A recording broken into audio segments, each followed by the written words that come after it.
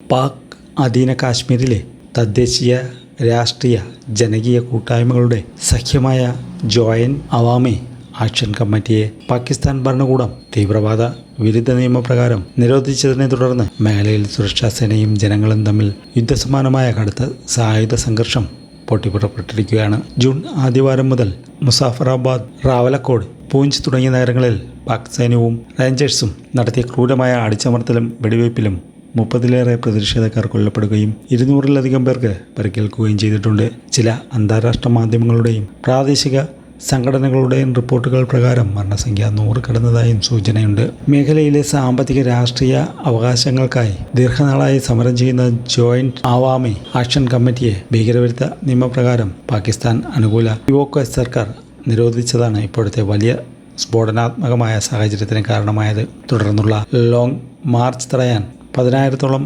അതിർത്തി രക്ഷാസേനയും അർദ്ധസൈനികരെയും പാകിസ്ഥാൻ ഇവിടെ വിന്യസിച്ചു. സമാധാനപരമായി പ്രതിഷേധിച്ച 4 പ്രധാന JAAC നേതാക്കളെ പിടികൂടാൻ സഹായിക്കുന്നവർക്ക് പാക് ഭരണകൂടം 1 കോടി പാകിസ്ഥാൻ രൂപ പ്രതിഫലം പ്രഖ്യാപിച്ചിരിക്കുകയാണ്. ജനങ്ങൾ ഒത്തുചേർന്നതും ദൃശ്യങ്ങൾ പുറത്തു പോകുന്നതും തടയാൻ പാക് സർക്കാർ മേഖലയിൽ പൂർണ്ണമായ ഇൻ്റർനെറ്റ് മൊബൈൽ സേവനങ്ങൾ റദ്ദാക്കിയിരിക്കുകയാണ്. വിദേശ വിനോദസഞ്ചാരികളോട് പ്രദേശം വിട്ടുപോകാനും നിർദ്ദേശിച്ചിട്ടുണ്ട്. വരാനിരിക്കുന്ന നിയമസഭാ തെരഞ്ഞെടുപ്പിൽ ആകെയുള്ള 45 സീറ്റുകളിൽ 12 പാകിസ്ഥാനിൽ താമസിക്കുന്ന അഭയാർത്ഥികൾക്കായി സംവരണം ചെയ്തതാണ്. പെട്ടെന്നുള്ള പ്രതിഷേധത്തിന് കാരണം ഇത് തദ്ദേശീയരായ കാശ്മീരികളുടെ രാഷ്ട്രീയ പ്രാതിനിധ്യം ഇല്ലാതാക്കുമെന്ന് ജനങ്ങൾ ആരോപിക്കുന്നു.